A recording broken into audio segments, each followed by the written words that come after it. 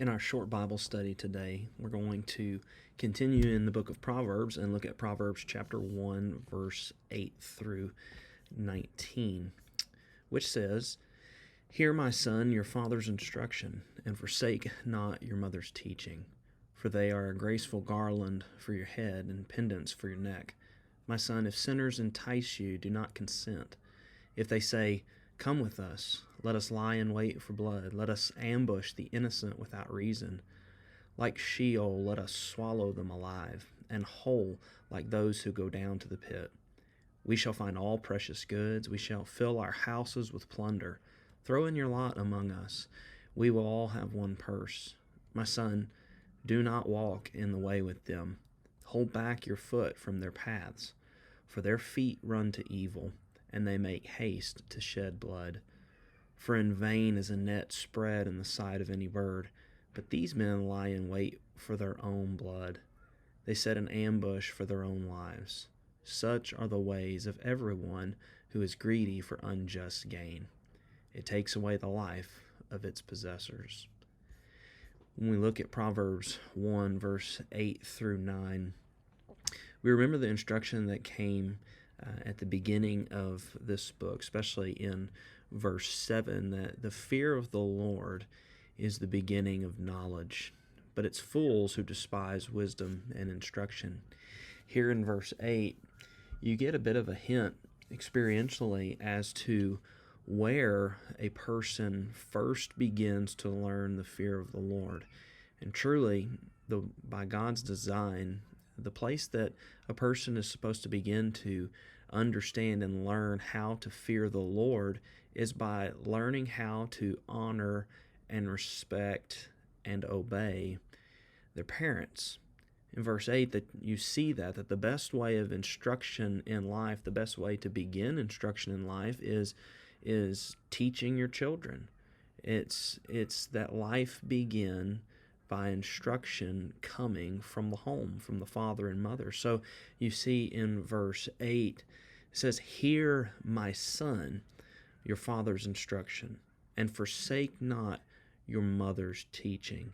The assumption here is that a father and a mother ought to be teaching their children. They ought to be instructing their children. And that's the way that you keep a person from becoming foolish and making all manner of naive choices in life and truly causing their life to stumble in many ways and turn out to be far less than what a parent would hope. No, the instruction has to come from the home, and it needs to come early. It needs to begin very early on.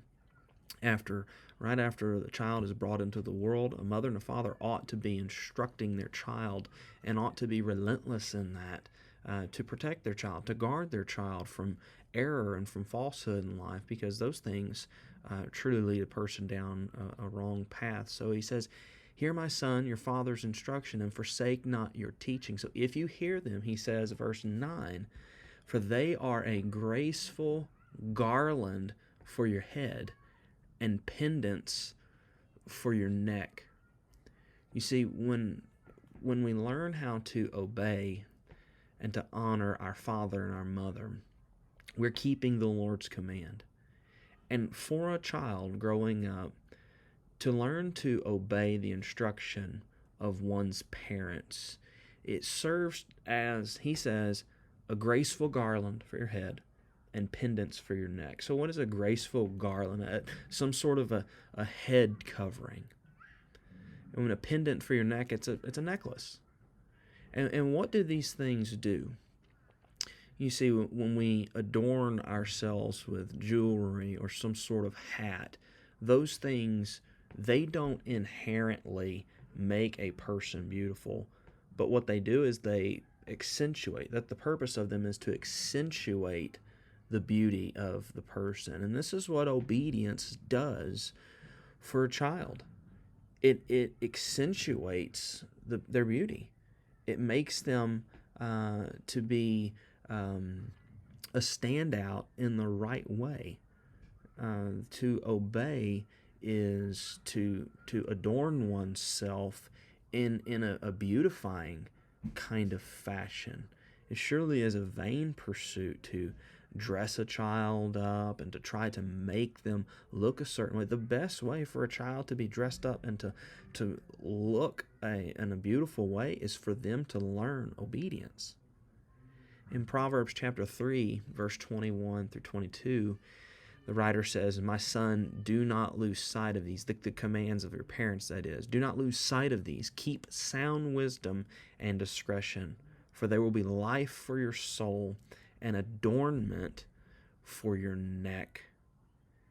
He says in verse 10, he says, "My son, if sinners entice you, do not consent."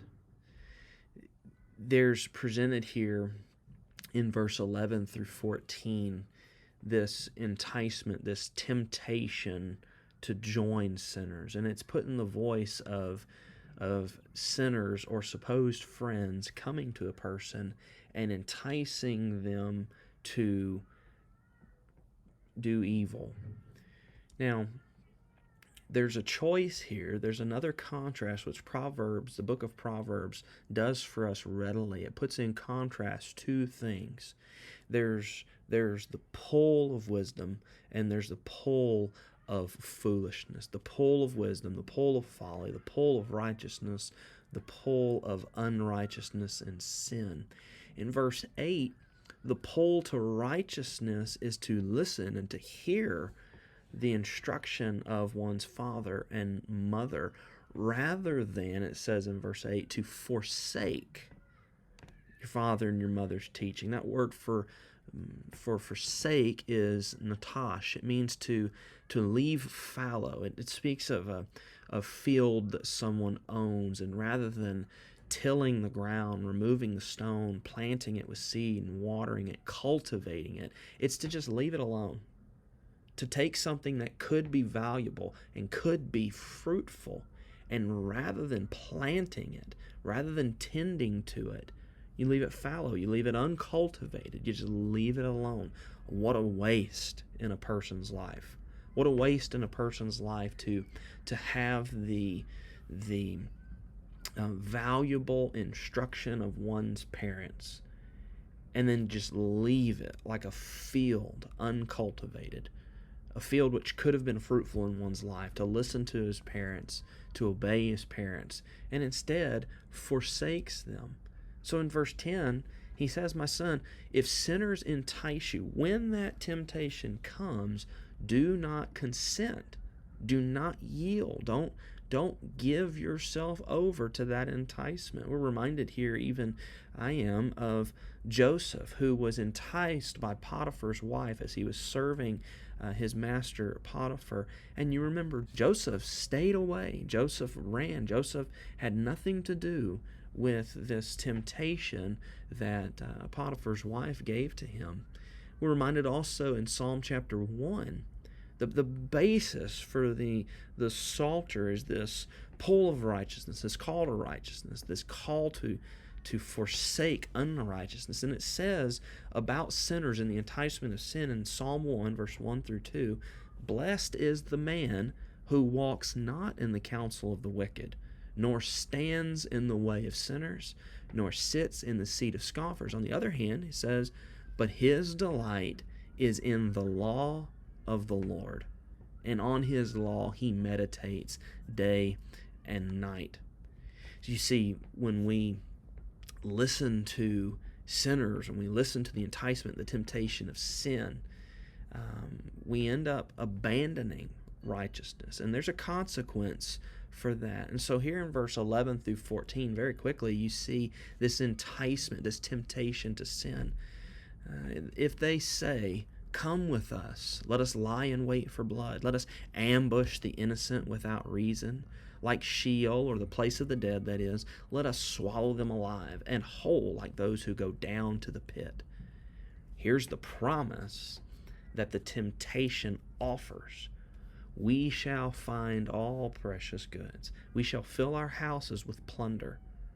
Throw in your lot among us. We will all have one purse." See, that's the temptation of sin. That's the temptation to join sinners. It's that you can do evil and you can profit from it. You can do evil. You can hide that sin. You can let that sin be swallowed down like as into a pit. And you can have it hidden. And then you can actually find precious goods. You can have gain from unrighteousness. This is the promise that temptation always makes to us. But there in verse 15 through 19, the complementary verses to this temptation, the writer, the father here, talks to his son, and he corrects this folly. He corrects the lie of temptation. He says, "My son, do not walk in the way," that is the way of sin with them. "Hold back your foot from their paths, for their feet run to evil, and they make haste to shed blood." Verse 17, "For in vain is a net spread in the sight of any bird. But these men lie in wait for their own blood. They set an ambush for their own lives." You see, this is the folly of yielding to temptation. It says that even a bird, if you set a net in front of them, they're going to see that, and they're not going to fall into the trap.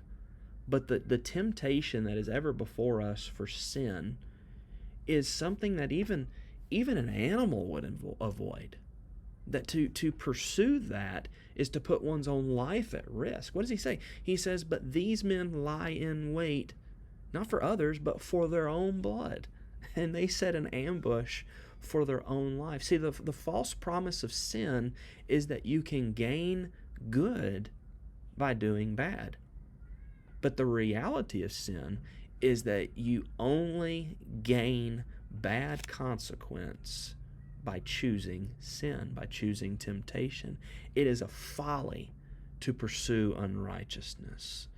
No, he says, verse 19, "Such are the ways of everyone who is greedy for unjust gain. It takes away the life of its possessors." See, sin and temptation lay a false promise before us. They promise life, but they only give death. The fact is, we're reminded once again there of verse 7 in chapter 1 that it is the fear of the Lord that's the beginning of knowledge. It's the beginning of knowledge. You see, the fear of the Lord, obeying His commands, our Heavenly Father, obeying His commands, that will guard your life.